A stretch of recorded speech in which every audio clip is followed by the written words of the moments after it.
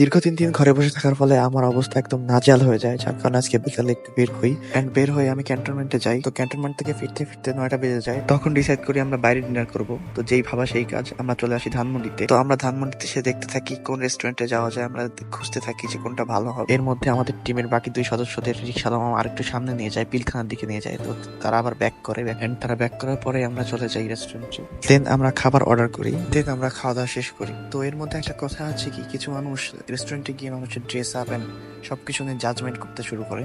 তো এগুলো হচ্ছে পুরো চিপ মাইন্ডের কাজকর্ম। তো আপনারা বন্ধুদেরকে জাজ করে কখনোই নিজেদেরকে ছোট লোক বা ছোট প্রমাণ করবেন না। কারণ কেউ আপনার টাকায় খেতে যায়নি, তারা তাদের নিজের টাকায় খাওয়া দাওয়া করতে গিয়েছে। তো ওইটা হিসেবে আপনি কাউকে এভাবে জাজ করতে পারেন না।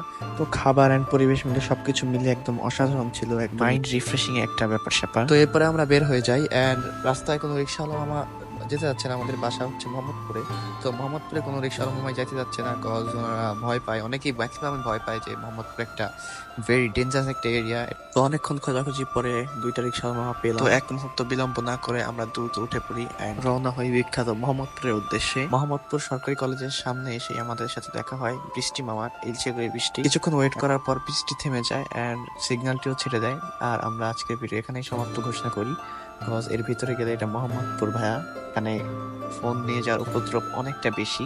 তো আপনারা যারা মোহাম্মদপুর আসবেন অবশ্যই ফোন সেভ দিয়ে আসবেন। এটা হচ্ছে একজন মোহাম্মদপুরবাসী হিসেবে আপনাদের কাছে একটা অনুরোধ।